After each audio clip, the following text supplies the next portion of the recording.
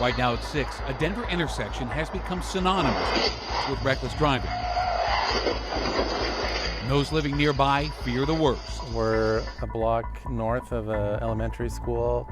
We're two blocks south of a children's park. You would think that you know where to go and who to call and what to do, but you don't. Cases of missing indigenous people in Colorado often go unreported. And stop turning our heads away from the problem and create a program that will really go to start solving this problem. State lawmakers want to change that.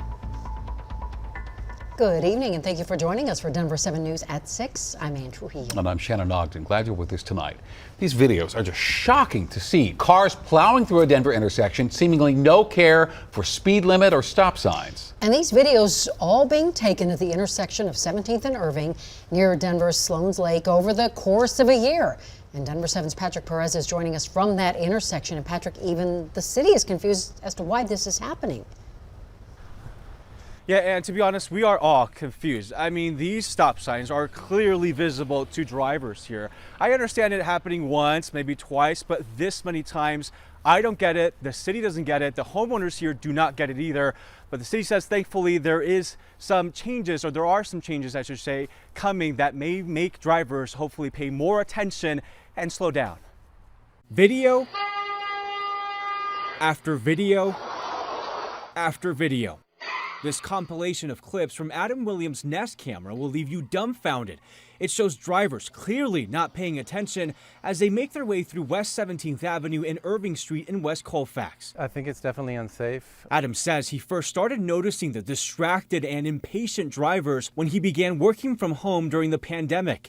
It includes clips as old as May 2020 and as recent as December. High speeds, high accelerations, all sorts of different behavior. Adam posted the video on Twitter to show the city why a protected bike lane is necessary. It got a lot of attention there and on Reddit, with people asking what is going on here. I wish I knew the answer. I can only guess, but I'm not sure what's going through the minds of drivers. We drove through the intersection ourselves several times Monday, and you can easily see the stop signs on each side. So what gives? That one's just going way too fast. That one just totally ignored. Nancy Kuhn with the Department of Transportation and Infrastructure is just as perplexed. It seems like people are impatient, they're passing each other, they're missing the stop sign, they're not adhering to the stop sign at all. They're not taking their turns. Dottie has looked at this intersection and has determined there's nothing wrong with it. It has the right treatment for the number of people who come through here every day, but there are plans in place that may force drivers to pay more attention. We hope that in putting the bike lane in, we have a place that people on bikes feel comfortable riding, and then you are slowing down people in cars as they're seeing things happening. Yeah. That bike lane won't be protected like Adam hopes it would be, but hopefully it'll be reason enough for drivers to slow down and come to a stop. And Dottie says that bike lane should be installed within the year, so hopefully that'll slow some drivers down. I should note, though, that we did not see any of that crazy behavior today. Of course, those videos were all taken over, a year plus, so that's why you see some of that crazy behavior there. But we did find people doing rolling stops here, so and at least they're trying, but the bar is clearly very low here. I see the frustration in that neighborhood. All right, Patrick, thank you so much. And creating smaller lanes for drivers is a tactic already being used on Front Range streets to help slow drivers down. The city of Boulder released a study about its 20 is Plenty campaign. It lowered the speed limit on residential streets from 25 to 30 miles per hour. That was 2 years ago as part of the campaign, but a new report finds that lowering speed limits really isn't the best way to make roads safer. We also found that street design is really one of the most effective ways to reduce speeds. We found that our local streets that are wider, that have a yellow painted center line, tended to see higher speeds than our local streets that are narrower and don't have a marked center line. Now, tomorrow, the results of this new report will be given to Boulder City Council, and they will then discuss better ways to introduce these tactics in some of the most dangerous areas. About a dozen lawsuits have been filed against Denver police for their response during the 2020 George Floyd protest. And today, one of those trials began in federal court. 12 protesters are suing the police department over injuries suffered during the protest, including skull and jaw fractures, a brain bleed, burning eyes and throat. And lawyers involved in the case believe this is the first trial of a lawsuit challenging police tactics used during those nationwide protests. A woman was shot and killed early this morning in Denver, and tonight police are hoping you can help them find any suspects. The shooting happened along Welton Street between 25th and 26th Streets, and police just don't have much information to go on for the suspect. Denver police are investigating a theft unlike anything they've really likely ever seen. They say last week a box of human heads marked for medical research was stolen from a parked freight truck. And that box belonged to the company called Science Care. And the box was labeled exempt human specimen. Well, Denver police say it's unclear if the thief was aware of what was inside.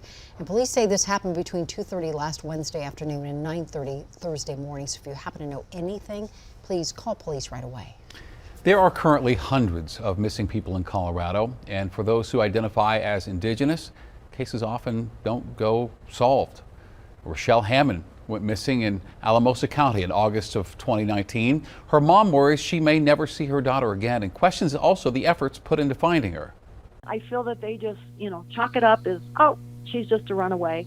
I mean, who would run away? She left here with a bottle of water, a pair of sneakers, shorts on, and a top, pair of sunglasses. Her truck is here, all of her clothes, her computer, everything she owns. There is no way my daughter would put me through this kind of torture and pain, just not coming home. And there's now a push in our state to make sure cases like Rochelle's are never forgotten. And tonight we're giving you a 360 in-depth look at this issue. Denver 7's Megan Lopez is live in the newsroom. Megan, a new bill would create a liaison office to help in cases like this. Yeah, that's right, Shannon. That bill is set to be introduced in the legislature this week. It would create an Office of Missing and Murdered Indigenous Relatives, otherwise known as MMIR. The office would be tasked with creating an alert system for missing and murdered Indigenous people. It would train first responders on how to handle these cases. It would work on improving data tracking, review cold cases, and more. It would also take a closer look at deaths that were ruled to be a suicide or overdose, but under suspicious circumstances. One of the big hurdles that these cases face is jurisdictional complications, where there's not a clear understanding of the protocols for interagency cooperations since tribal nations are involved. We spoke with the bill's prime sponsor, Senator Jessie Danielson, about why she's bringing this bill forward. Indigenous people in Colorado, in particular Indigenous women and children, are victims of violent crime at an extraordinarily higher rate than any other group of people in the state and across the country. So I felt it was my obligation to do what's right. We also heard from families today about what an office with this focus and these state resources would mean to them. Todd Lertgen-Tharingel's sister Kim has been missing since March. She was last seen at a light rail station in Greenwood Village. His family has come up with a reward for money and put up billboards to try to help find her, but they say many others can't because they don't have the resources. A lot of the Native families that are experiencing this may not have the wherewithal or the means or the resources to mount real significant efforts to identify and find their loved ones that may be missing. I can't even put into words how happy that makes me and how supportive of those families a approach like that would be. Talking about the bill in the last clip right there. As of December, the Colorado Bureau of Investigations shows us that 14 missing Indigenous people are here in Colorado. 15 other states have already taken steps to address MMIR cases. I'm live in the newsroom. Megan Lopez, number 7. All right, Megan, thank you for that. Now, a little bit of context on how similar programs work. Now, we don't have to look any further than Wyoming. That state created a task force in 2019 to address the issue of missing and murdered Indigenous people. And they say one of the biggest problems in cases either not being taken seriously or just going unreported altogether. What we still face is the fact that these crimes and these missing people are vastly underreported for this population. What we keep having happen in our state, and I know other states, is we have bodies that are turning up, and we'll find out that this person had been missing from either our state or another state months ago, never reported missing. And a lesson Colorado can learn here is better focus on data. Wyoming officials say the government has become so data driven, they've had to put extensive work in to update records tracking race. A separate bill being considered in the state Senate aims to reduce the time it takes for law enforcement to report missing people in Colorado. Under current law, law enforcement must report missing adults and kids into state or national databases within 24 hours. Well, Senate Bill 95 would reduce that time to 8 hours for missing adults, 2 hours for missing kids. This bill already passed the state Senate. It was introduced into the House last week. I have never been so scared for so long time. Connecting with Ukrainians thousands of miles away. We have like bombing and rockets flying over our houses. How one group in Colorado is letting Ukrainians know they are not alone. Don't look now, but there's another cold front on the way. I'll let you know how much snow it's going to bring. Plus, a familiar face is showing interest in wearing orange and blue again.